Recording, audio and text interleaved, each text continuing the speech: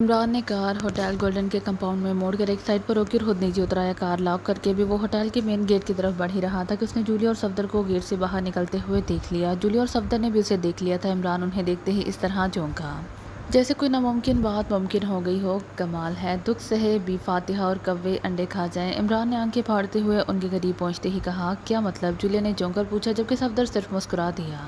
مطلب تو کسی اسکول کی کتاب میں ہی ملے گا، مجھے تو مدت ہوئی اسکول کی کتاب پڑھے ہوئے، ویسے یہ محاورہ 8ویں جماعت میں نے پڑھا تھا، اس وقت اس کا مطلب تھا۔ عمران نے منہ بناتے ہوئے جواب دیا، جو بات آپ سوچ رہے ہیں عمران صاحب وہ بات نہیں، اس وقت ہم ڈیوٹی پر ہیں۔ صفدر نے اس کی بات کاٹتے ہوئے کہا، ڈیوٹی پر یعنی واہ کس قدر خوبصورت ڈیوٹی ہے کہ اکٹھے ہوٹلوں میں گھومو پھرو اور تنخواہ بھی وصول کرو۔ یار صفدر مجھے بھی کوئی ایسی نوکری دلوا دو۔ عمران نے آنکھیں مٹکاتے ہوئے کہا، آؤ صفدر، یہ تو ایسے ہی وقت ضائع کرتا رہے گا، جولی نے جھلا کر کہا اور تیزی سے آگے بڑھ گئی۔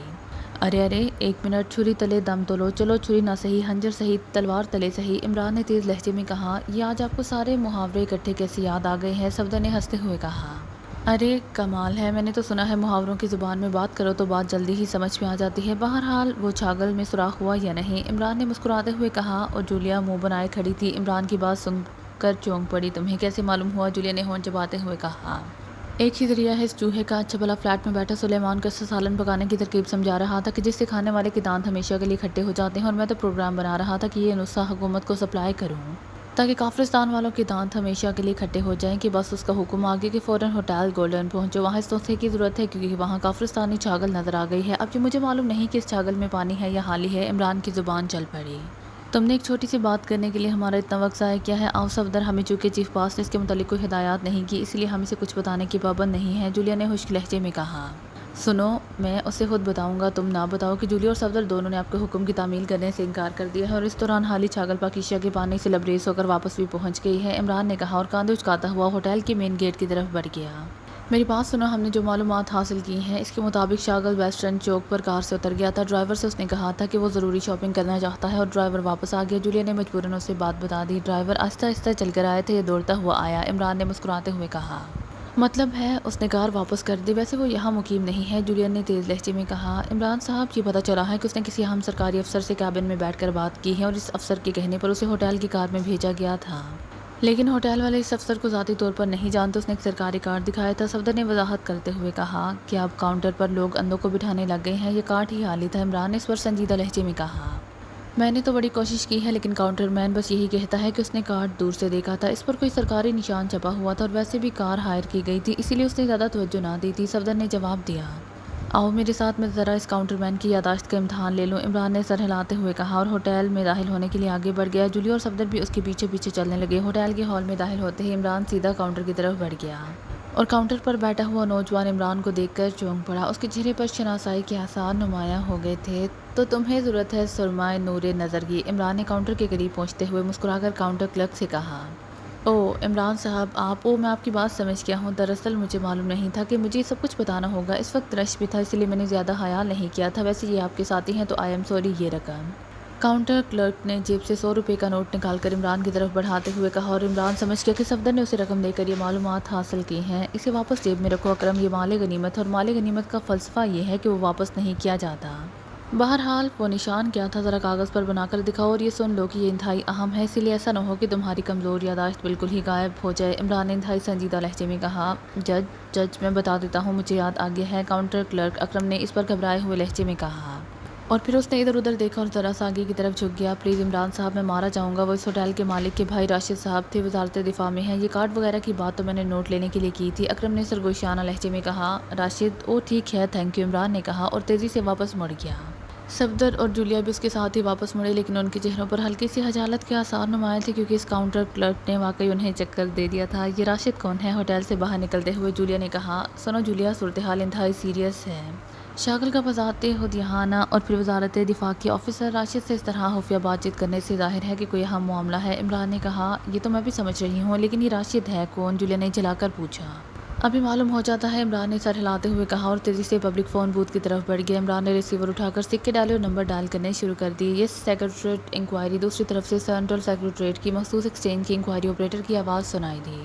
وزارت دفاع کے راشد صاحب سے بات کرنی ہے، میں سپرنٹینڈنٹ فیاض سینٹرل انٹیلیجنس سے بول رہا ہوں۔ عمران نے قدرے تحقیقانہ لہجے میں کہا، او راشد صاحب، لیکن اس وقت تو دفتر بند ہو چکا ہے جناب، اگر آپ مناسب سمجھے تو ان کی رہائش گاہ پر فون کر لیں۔ دوسری طرف سے آپریٹر نے جواب دیا، نمبر بھی بتا دو اور ساتھ ہی پتہ بھی، شاید مجھے خود ذاتی طور پر ملنا پڑے۔ عمران نے سر ہلاتے ہوئے کہا، یہ سر نمبر نوٹ کر لیجئے، 7337 اور پتہ ہے 31 آفیسرز کالونی۔ آپریٹر نے جواب دیا، ان کا پورا نام کیا ہے؟ عمران نے پوچھا۔ راشد حسین۔ آپریٹر نے فوراً جواب دیا، یہ وہی راشد صاحب ہیں جو وزارت دفاع میں رابطہ آفیسر ہیں۔ عمران نے کہا، رابطہ آفیسر؟ جی نہیں، وہ تو اسلم صاحب ہیں، یہ تو فائلنگ سیکشن کے انچارج ہیں۔ پوری وزارت میں صرف ایک ہی راشد صاحب ہیں، دوسرے تو ہیں نہیں۔ آپریٹر نے جواب دیا، ٹھیک ہے، یہ وہی راشد صاحب ہیں جو ہوٹل گولڈن کے مالک کے بھائی ہیں۔ عمران نے مزید وضاحت کے لیے پوچھا، جی ہاں سر، بالکل وہی ہیں سر۔ آپریٹر نے فوراً جواب دیا اور عمران نے تھینک یو کہہ کر ریسیور رکھ دیا۔ تمہارا ذہن واقعی خوب چلتا ہے، جولیا نے تعریف بھرے لہجے میں کہا۔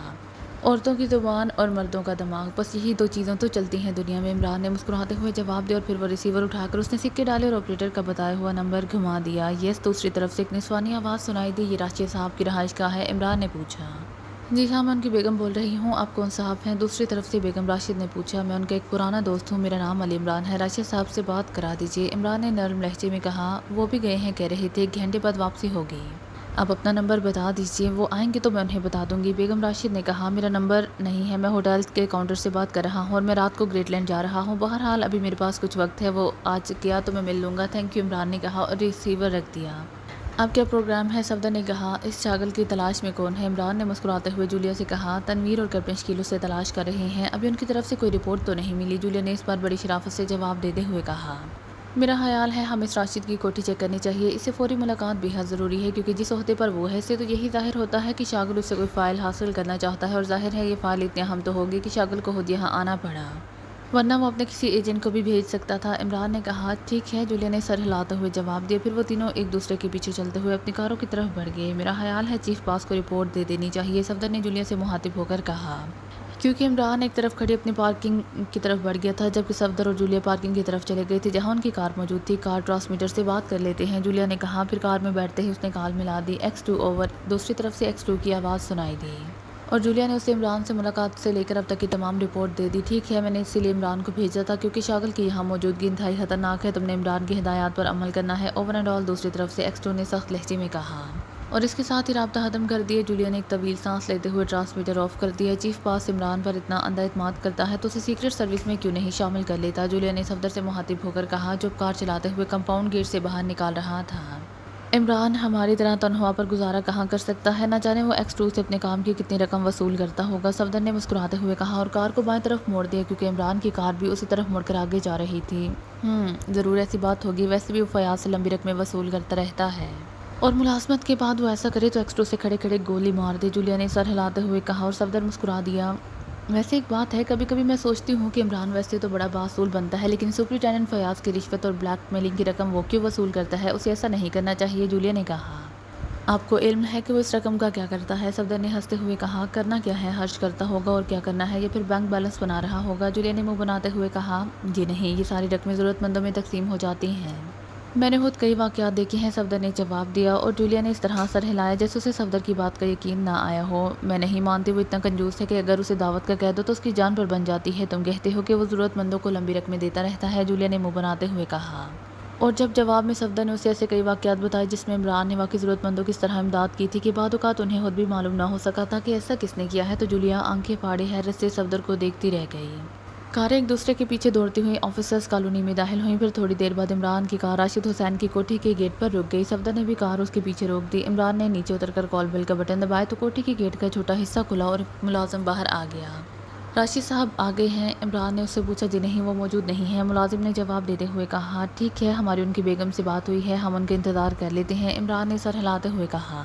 جی بہتر، ملازم نے کہا اور پھاٹک کے اندر واپس جا کر اس نے پھاٹک کھول دیا اور عمران جو اس دوران واپس کار میں بیٹھ چکا تھا کار اندر لیتا گیا۔ چھوٹے سے پورچ میں اس نے کار روکی اور نیچے اتر آیا، اس کے پیچھے صفدر بھی کار اندر لے آیا تھا، پھر صفدر اور جولیا بھی کار سے نیچے اتر آئے۔ ملازم نے ڈرائنگ روم کھول دیا اور وہ تینوں اندر صوفوں پر بیٹھ گئے۔ آپ کیا پئیں گے؟ ملازم نے پوچھا۔ کچھ نہیں تھینک یو، عمران نے بڑے سنجیدہ لہجے میں کہا اور ملازم سر ہلاتا ہوا باہر جانے لگا۔ سنو بیگم صاحبہ موجود ہیں؟ عمران نے اچانک پوچھا۔ جی وہ بھی چند لمحے پہلے کلب گئی ہیں، ملازم نے مڑ کر جواب دیا اور عمران کے سر ہلانے پر وہ دوبارہ مڑا اور ڈرائنگ روم سے باہر چلا گیا۔ اتنے بڑے افسر کے لحاظ سے تو یہ بنگلہ خاصا چھوٹا ہے، جولیا نے کہا۔ میرے فلیٹ سے تو بڑا ہے، ویسے اگر تم کہو تو میں 4 کنال میں بنگلہ بنوا سکتا ہوں۔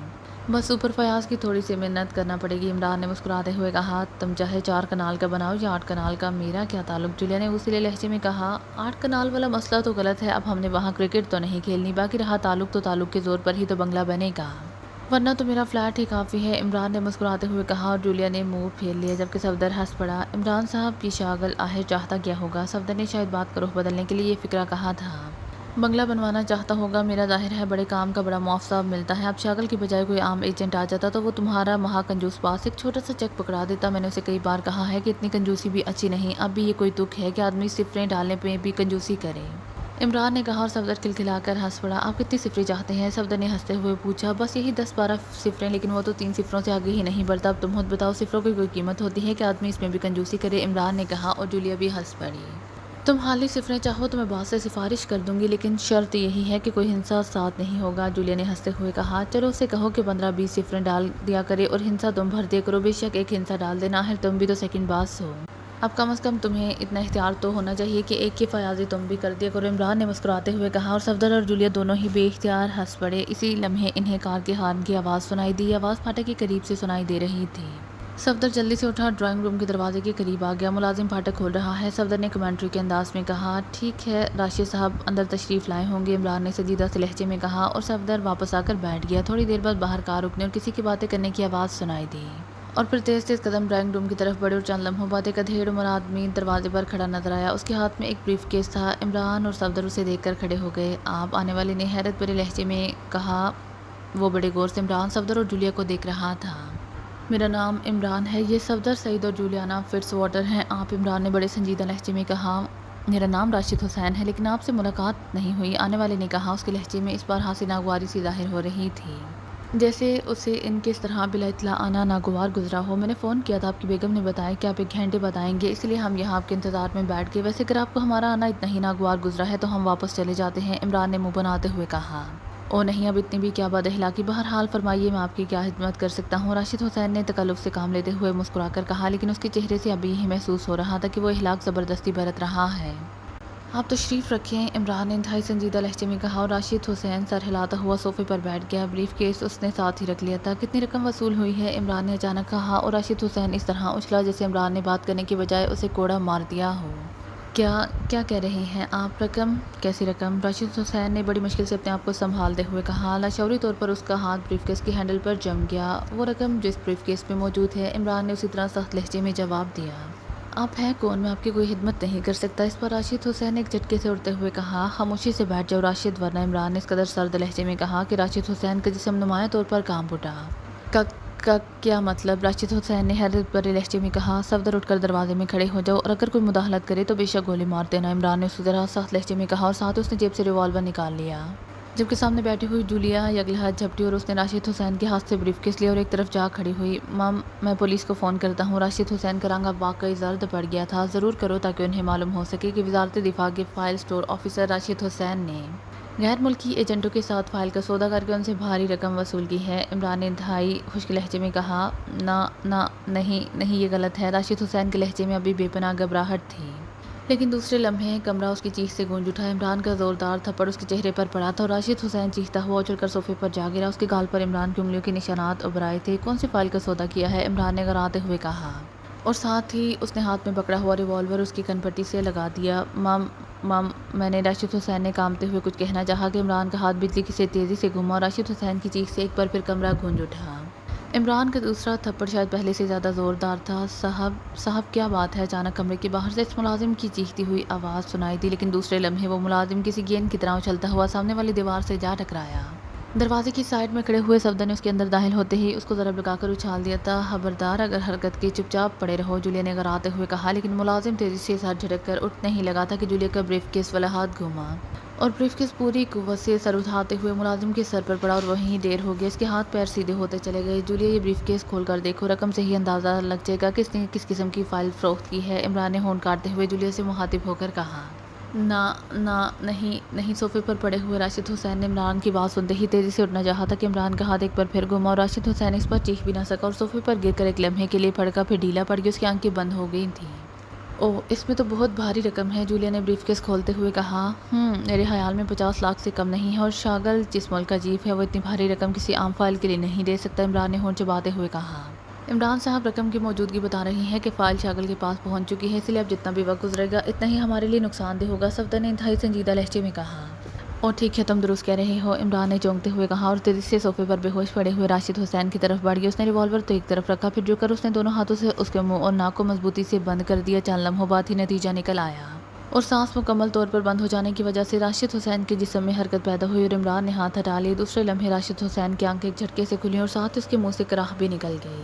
سنو راشد حسین، تم نے ملک سے غداری کی ہے، اس لیے تمہاری سزا موت ہے، لیکن میں جانتا ہوں کہ تم نے کسی خاص مجبوری کی بنا پر ایسا کیا ہوگا، ورنہ اس سے پہلے تمہاری شکایت ہم تک ضرور پہنچتی، اس لیے آخری بار کہہ رہا ہوں کہ سب کچھ تفصیل سے فوراً بتا دو تاکہ ہم وہ فائل ملک سے باہر جانے سے روک سکیں، وہ تمہارے لیے صورت گنجائش نکل سکتی ہے، یہ میرا وعدہ رہا، عمران نے ریوالور کی نال کا رخ راشد حسین کی طرف کرتے ہوئے انتہائی سخت لہجے میں کہا۔ مام میں بتاتا ہوں، واقعی مجھ سے غلطی ہو گئی ہے، کاش میں بیگم کی باتوں میں نہ آ جاتا، راشد حسین نے ندامت بھرے لہجے میں کہا۔ اب اس کی آنکھوں سے آنسو ٹپکنے لگے تھے۔ کیا تمہاری بیگم نے تمہیں بلیک میل کیا تھا؟ عمران نے چونک کر پوچھا۔ نہیں، وہ ہر وقت کہتی تھی کہ تنخواہ میں سے ہم کچھ بچا نہیں سکتے، اسے 4 کنال کا ذاتی بنگلہ بنانے کی شدید خواہش تھی، اور میں تنخواہ میں سے 4 کنال کا بنگلہ تو ایک طرف 4 کنال زمین بھی خرید نہ سکتا تھا، اور کاش میں نے ایسا نہ کیا ہوتا، راشد حسین نے گلوگیر لہجے میں کہا۔ اور عمران نے معنی خیز نظروں سے ایک طرف کھڑی جولیا کی طرف دیکھا، جیسے کہہ رہا ہو، دیکھا 4 کنال کے بنگلے کس طرح بنتے ہیں؟ عمران، وقت ضائع مت کرو، جلدی بتاؤ، ایک ایک لمحہ قیمتی ہے، عمران نے خشک لہجے میں کہا۔ میں نے انہیں X-33 کی فوٹو کاپی دی ہے، راشد حسین نے کہا۔ X-33 فائل، اس میں کیا ہے؟ عمران نے چونک کر پوچھا۔ یہ فائل ہماری بحریہ میں شامل ہونے والی نئی ایٹمک آبدوز کے متعلق ہے، جو ہم نے حکومت شوگران سے خفیہ طور پر حاصل کی ہے۔ اس فائل میں آبدوز کی جنگی صلاحیتوں کے ساتھ ساتھ دفاعی منصوبے میں اس کے ورک کی پوری تفصیل درج ہے، یعنی وہ کہاں موجود رہتی ہے، کہاں کہاں گشت کرتی ہے، اور جنگ یا ایمرجنسی کی صورت میں اس کے ذمہ کیا کیا فرائض ہوں گے، راشد حسین نے جلدی بتانا شروع کر دیا۔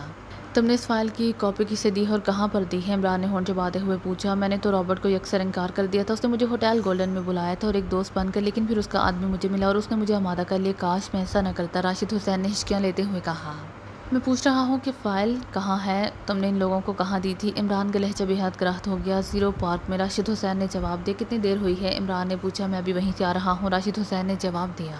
لیکن رابرٹ سے تمہاری ملاقات کو زیادہ وقت تو نہیں گزرا، اتنی دیر میں تم نے فائل کی فوٹو کاپی کیسے حاصل کر لی؟ عمران کا لہجہ بھیڑیوں جیسا تھا۔ وہ آدمی کئی دنوں سے میرے پیچھے پڑا ہوا تھا، لیکن میں انکار کرتا رہا، مگر میں نے فوٹو کاپی بنوا لی تھی، پھر رابرٹ سے ملا۔ اس نے بتایا کہ وہ اس آدمی کا باس ہے، لیکن پھر میں نے اس سے انکار کر دیا، لیکن پھر اس آدمی نے مجھے مجبور کر دیا، اس نے میری کمزوری جان لی تھی، راشد حسین نے ہونٹ کاٹتے ہوئے جواب دیا۔ اس کا مطلب ہے کہ تم پہلے اس پر راضی ہو گئے تھے، لیکن تم نے اس کی زیادہ سے زیادہ قیمت وصول کرنا چاہتے تھے۔ پہلے میں سمجھا تھا کہ شاید تم نے کسی خاص مجبوری کی بنا پر ایسا کیا ہے، لیکن اب پتہ چلا ہے کہ تم انتہائی لالچی آدمی ہو، اس لیے تم چھٹی کرو، عمران نے گراتے ہوئے کہا۔ دوسرے لمحے اس نے ٹریگر دبا دیا، دھماکے کی آواز کے ساتھ ہی راشد حسین کے حلق سے چیخ نکلی اور وہ صوفے پر گر کر تڑپنے لگا۔ چند لمحوں بعد ہی وہ ساکت ہو گیا۔ آؤ، اب ہمیں فوری کارروائی کرنی ہوگی، عمران نے ریوالور جیب میں ڈالتے ہوئے دروازے کی طرف بڑھتے ہوئے کہا۔ اس ملازم کا کیا کرنا ہے، یہ تو ہمیں پہچانتا ہے، جولیا نے کہا۔ پہچانتا رہے، X2 خود ہی سنبھالے گا، عمران نے نرم لہجے میں کہا اور ڈرائنگ روم سے نکل کر اپنی کار کی طرف بڑھ گیا۔ جولیا اور صفدر اس کے پیچھے تھے، بریف کیس جولیا کے ہاتھ میں ہی تھا۔ شاغل بڑی بے چینی کے عالم میں گھاٹ پر بنے ہوئے ریسٹورینٹ کی کرسی پر بیٹھا ہوا تھا، وہ بار بار کلائی کی گھڑی میں وقت دیکھتا رہا، پھر سامنے رکھے ہوئے شراب کو جام کو اٹھا کر منہ سے لگا لیتا۔ اسے یہاں آئے ہوئے آدھا گھنٹہ گزر گیا تھا، اس دوران وہ مسلسل 3 جام پی چکا تھا۔ اس کی نظریں بار بار ریسٹورینٹ کے دروازے کی طرف اٹھ جاتی۔ ریسٹورینٹ میں کافی آدمی تھے اور وہ سب تقریباً مختلف قومیتوں اور ملکوں سے تعلق رکھتے تھے، یہ سب غیر ملکی بحری جہازوں سے متعلق تھے، چونکہ یہاں ایسے افراد کا زیادہ جھمگٹا رہتا تھا، اس لیے شاغل نے اس ریسٹورینٹ کو منتخب کیا تھا تاکہ کوئی اس پر شک نہ کر سکے۔ پھر اس نے ویٹر کو چوتھے جام کا آرڈر دینے کے لیے ہاتھ اٹھایا ہی تھا کہ دروازے پر شنکر نمودار ہوا۔ شاغل نے چونک کر اسے مخاطب کرنے کے لیے ہاتھ اٹھایا، شنکر بھی اس کا اٹھا ہوا ہاتھ دے کر چونکا اور پھر تیز تیز قدم اٹھاتا وہ اس میز کی طرف بڑھ آیا جس پر شاغل اکیلا بیٹھا تھا۔ کیا ہوا؟ شاغل نے ہونٹ چباتے ہوئے پوچھا۔ کامیابی باز، شنکر نے ساتھ والی کرسی پر بیٹھتے ہوئے مسکرا کر کہا، اور شاغل نے اطمینان کی ایک طویل سانس لی۔ کہاں ہے مال؟ شاغل نے پوچھا۔ میری جیب میں ہے، میں نے چیک کر لیا ہے۔ ٹھیک ہے، شنکر نے جواب دیا۔ کوئی تعاقب، کوئی مسئلہ؟ شاغل نے بے اختیار ادھر ادھر دیکھتے ہوئے کہا۔ نہیں، میں نے پوری طرح خیال رکھا ہے، جونی اس آدمی کے پیچھے گیا ہے تاکہ جب آپ کا کوشچن ملے تو اسے رقم حاصل کی جا سکے، شنکر نے جواب دیا۔ ٹھیک ہے، آؤ، شاغل نے اٹھتے ہوئے کہا۔ اور پھر جیب سے ایک بڑا نوٹ نکال کر اس نے میز پر رکھا اور تیز تیز قدم اٹھاتا دروازے کی طرف بڑھ گیا۔ شنکر اس کے پیچھے تھا۔ ریسٹورینٹ سے نکل کر وہ دونوں آگے پیچھے چلتے ہوئے پارکنگ کی طرف بڑھ گئے۔ تمہاری کار کہاں ہے؟ شاغل نے پوچھا۔ موجود ہے آخری حصے میں، شنکر نے جواب دیا۔ ٹھیک ہے وہیں چلتے ہیں، میں تو ٹیکسی پر آیا ہوں، شاغل نے کہا۔ آئیے ادھر، شنکر نے سر ہلاتے ہوئے کہا اور پارکنگ کے آخری حصے کی طرف بڑھ گیا۔ شاغل اس کے ساتھ ساتھ تھا۔ تھوڑی دیر بعد وہ دونوں سیاہ رنگ کی ایک کار کے پاس پہنچ گئے۔ یہ کار باقی کاروں سے ہٹ کر تھی۔ شنکر نے جیب سے چابی نکال کر دروازے کا لاک کھولا اور پھر دروازہ کھول کر وہ اسٹیئرنگ پر بیٹھ گیا اور اس نے دوسری سیٹ کا دروازہ اندر سے کھول دیا اور دوسری سیٹ پر شاغل بیٹھ گیا۔ لاؤ مجھے دو، شاغل نے دروازہ بند کرتے ہوئے کہا اور شنکر نے کوٹ کی اندرونی جیب سے طے شدہ چند کاغذات نکالے اور شاغل کی طرف بڑھا دیے۔ شاغل ان کاغذوں کو کھول کر ان پر نظریں دوڑانے لگا اور جیسے جیسے وہ کاغذوں پر نظریں دوڑاتا جاتا اس کے چہرے پر مسرت کے آثار نمودار ہوتے جا رہے تھے۔ ویری گڈ، یہ بالکل درست فائل ہے، گڈ، شاغل نے مسرت بھرے لہجے میں کہا اور کاغذات کو طے کر کے اپنے کوٹ کی جیب میں ڈال لیا۔ اب آپ کا کیا پروگرام ہے؟ شنکر نے کہا۔